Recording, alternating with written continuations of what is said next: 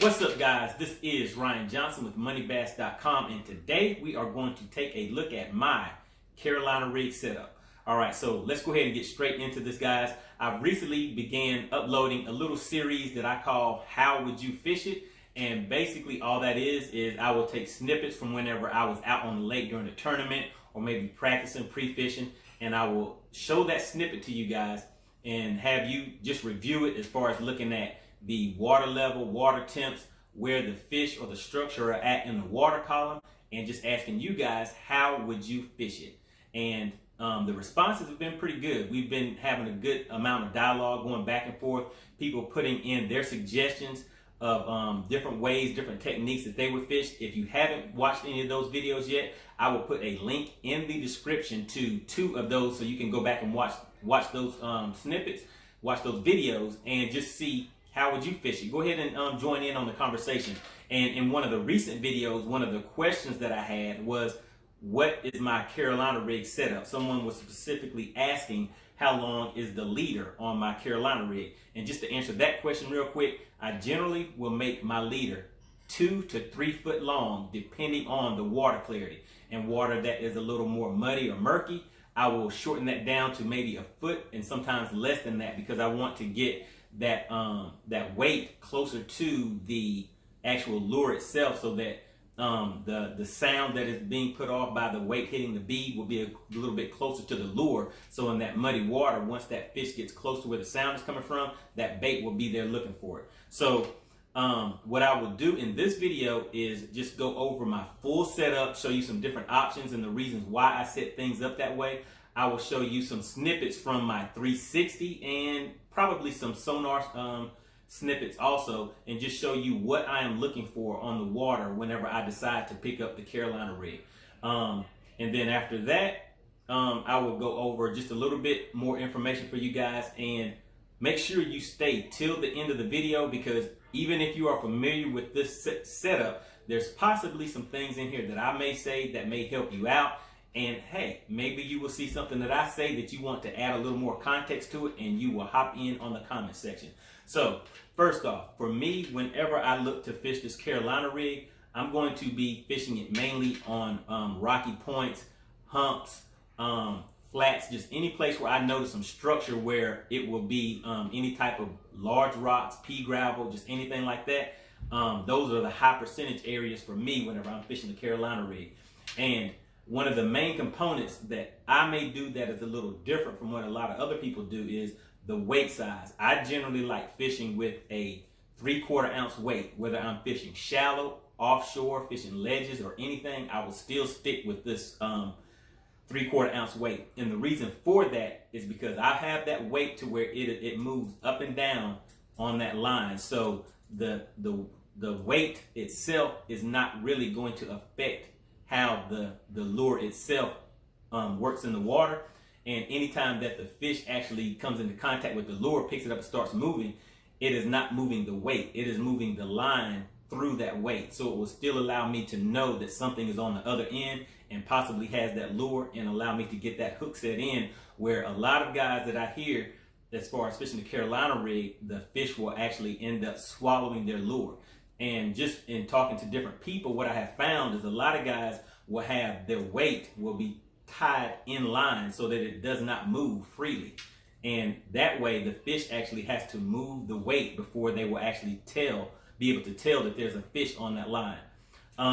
So as far as my setup, I like using a fast gear ratio reel. This is a Lew's Mach 2, a 7.5 to 1 gear ratio. So for me, pretty much anything 7 and above, because I do want to be able to cover water with this bait. And also whenever I'm getting a fish in, or maybe I need to get another cast out there, I want to be able to get it back in and get it back out on the water pretty fast.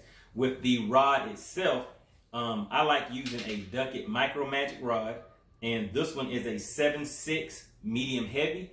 And I will generally use that 7.6 medium heavy and sometimes a 7.6 extra heavy. For me, the difference in the feel with that is with the medium heavy, it has, to me, some more sensitivity to it. But the thing with that is sometimes when you're bumping into different things, unless you're real familiar with the way that this rod feels on the water, sometimes those will feel like it's a fish actually biting when it's not. It's just you really just bumping through some cover.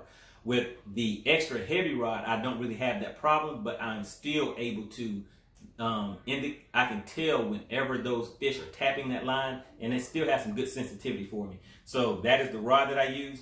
On the line, I like using 20-pound line or 15, depending on the brand of line that I'm using, and I will tie that directly to a leader that is either 12 to 10-pound line. And the other key thing that I like using with this heavier weight is it allows me to fish this bait a little bit faster so that I can cover water and actually use my Carolina rig as a search tool.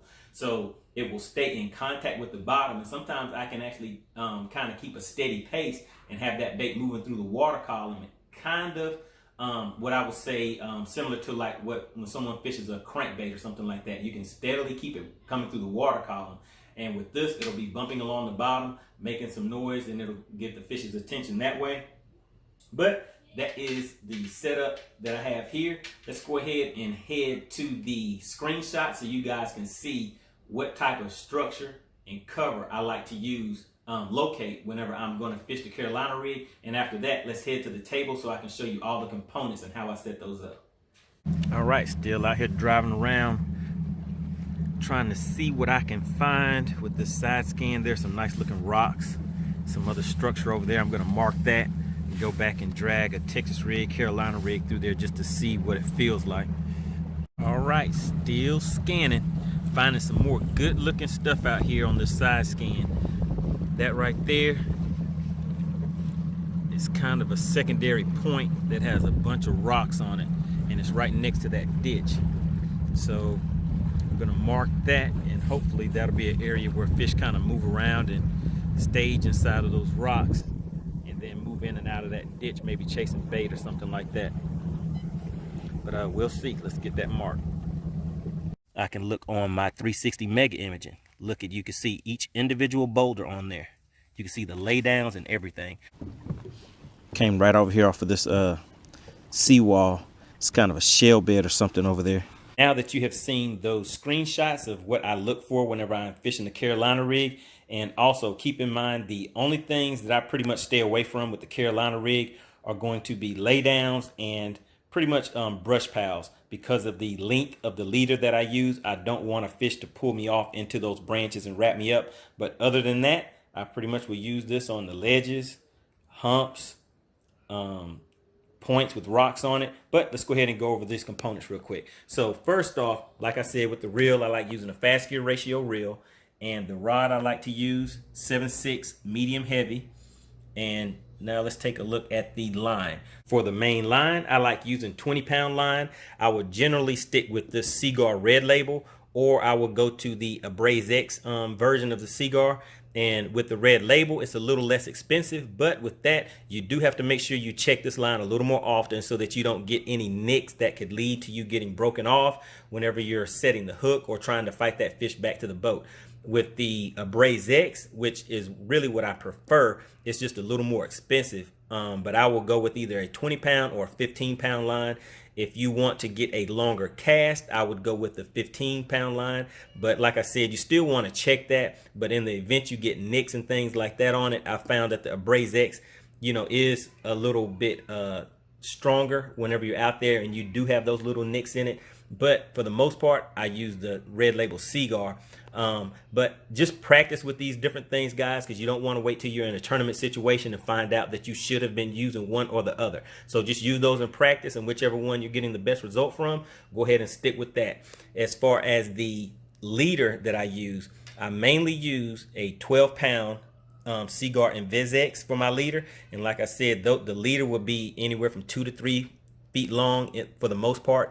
And sometimes if I want to downsize, I will drop that down to a 10-pound, and I will go with the Abrase X in that, because like I said, it's a little more, it can take a little bit more damage whenever you're pulling it through the rocks. And I mainly fish my Carolina rig in rocky areas. All right, so now let's step to the components of that Carolina rig. So of course, once you get your line and everything set up, you're gonna go ahead and put your sinker and your bead on there. So with tungsten, This is very good. A lot of people like using tungsten because they say they have more feel and everything with it because of the hardness of that as compared to lead. But what I use for the most part is going to be these steel shot weights. These are some very cheap weights in comparison to using tungsten. First time I used tungsten, after I paid that hefty price for one and made a cast and it snapped and went straight into the water, I kind of looked for an alternative. But I still will use these on some occasions, but for the most part I use the 3/4 ounce steel shot weight. Then I would have a bead on that line because hitting those two together, it kind of makes a gives you some extra noise or some sound in the water that is like a fish attractant. You want to have a swivel. I'll tie that swivel in line. And with the baits that I use, I would generally use a 2/0 hook or a 3/0 hook. Sometimes I will step that up to a 4 if I go to something like a 8-inch lizard. But let's go ahead and head to the baits. So when you're looking at the baits, I would say one of the main things that people fish with is going to be a lizard. That's one of the staples with fishing the Carolina rig. You have 4-inch, 6-inch, and 8-inch, depending on the lake that you're fishing and the size of the fish that you're going after. You have speed worms, and pretty much, guys, these are just whatever you have confidence with is what you put on the end of that bait. So you can fish creature baits, and depending on the clarity of the water, you may decide to go with something a little darker or something, you know, that's a little more natural looking, depending on the clarity of water. Brush hog is always an option. You can use the baby brush hog or just a full-size brush hog. Speed crawls, and this right here is a tab tail grub.